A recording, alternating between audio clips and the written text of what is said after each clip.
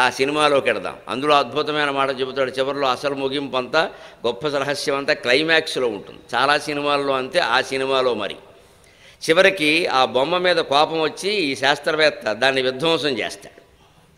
ముక్కల ముక్కల కింద నరికేస్తాడు ఆ రోబోని. కాలు చెయ్యి అన్ని, దానికి వీడికి యుద్ధం జరుగుతుంది. మొత్తం నరికేస్తాడు. అది చచ్చిపోతుంది. మొహం నిండా ఘాట్లు, చచ్చిపోతుంది. కానీ ఒకప్పుడు ఒక శాస్త్రవేత్త దీన్ని కనిపెట్టాడు అనడానికి గుర్తుగా దాని అవశేషాలు ఒక మ్యూజియంలో పెడతారు, వస్తు ప్రదర్శనశాలలో.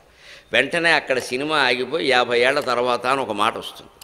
తర్వాత బడి పిల్లలు ఆ ప్రదర్శనశాలను చూడడానికి వెడతారు. అంటే ఈ కథ జరిగిన తర్వాత 50 ఏళ్ళకని అర్థం అనమాట. బడి పిల్లలు వెడితే పిల్లలు చాలా ఆసక్తికరంగా ఆ రోబోను చూస్తుంటే అక్కడ ఉండే మార్గదర్శకుడు ఉంటాడు కదా, ఇప్పుడు యాత్రల్లో గైడ్ అంటారు, ఆయన వచ్చి ఈ కథ అంతా చెబుతాడు. ఒకప్పుడు ఒక శాస్త్రవేత్త దీన్ని కనిపెట్టాడు, అది ఇలా చేసింది, చివరికి ఆయనే దీన్ని విధ్వంసం చేశాడు. అంటే ఓ చిన్న పిల్లాడు అమాయకంగా ఆ రోబో మొహం కేసి చూసి, ఎందుకంత విధ్వంసం చేశావు, అనవసరంగా ప్రాణాలు కోల్పోయావు అంటాడు.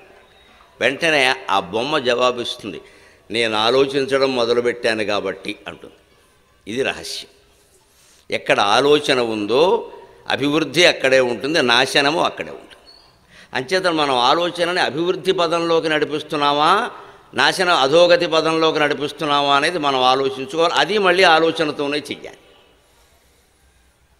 అది మళ్ళీ ఆలోచనతోనే చేయాలి. ముళ్ళును ముళ్ళుతోనే తీయాలి అన్నట్టుగా మనస్సును కూడా మనస్సుతోనే జయించాలి. వేరే మార్గమేం లేదు. ఇక్కడ మనస్సును శరీరంతో ఎవరూ జయించలేరు. అంటే ఏం చేయాలి? మనస్సుకు సంబంధించి ఒక లక్షణం చెబుతారు ఉపనిషత్తుల్లో. దాన్ని చెప్పుకుని మనం కథాంశంలోకి పెడదాం. అప్రేక్షితాతు స్ఫురతి ప్రేక్షితాతు వినశ్యతి మాయేయం అంటారు. యోగ వాసిష్ఠంలో చెబుతారు. ఇది మనస్సు ఎంత విచిత్రమైంది అంటే, మనం చూడనప్పుడు అది పనిచేస్తుంది, మనం చూడడం మొదలెడితే అది ఆగిపోతుంది. అప్రేక్షితాతు స్ఫురతి, నువ్వు చూడనప్పుడు నీ మనస్సు పనిచేస్తుంది.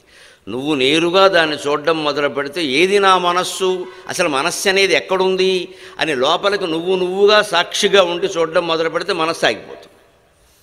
అది రోజు జరుగుతోంది, అప్రయత్నంగా జరుగుతోంది. కానీ సప్రయత్నంగా జరగాలి. అప్రయత్నంగా జరగడం అంటే గాఢ నిద్రలోకి వెళ్ళిపోతున్నాం మనం, కల కూడా అయిపోయాక. అదే జరుగుతోంది, మనస్సు ఆగిపోయింది. కానీ ఆగిపోయినట్టు కూడా మనకి తెలియదు. మనకి తెలిసి ఆగిపోవాలి అంటే మనమే ఆపేయాలి. మనమే ఆపాలి అంటే మళ్ళీ ఏదో పట్టుకారులు పట్టుకుని బలవంతాలు చాకులు పట్టుకొని కూర్చోకూడదు, అలా ఆగదు. అది ఆలోచనతో ఆపలేం.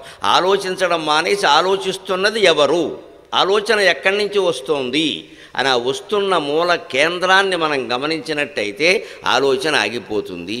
ఆలోచన ఆగిపోతే తప్ప ఆలోచనాలు మనకి దొరకవు. ఆలోచనాలంటే భగవల్లోచనాలు, త్రిలోచనం.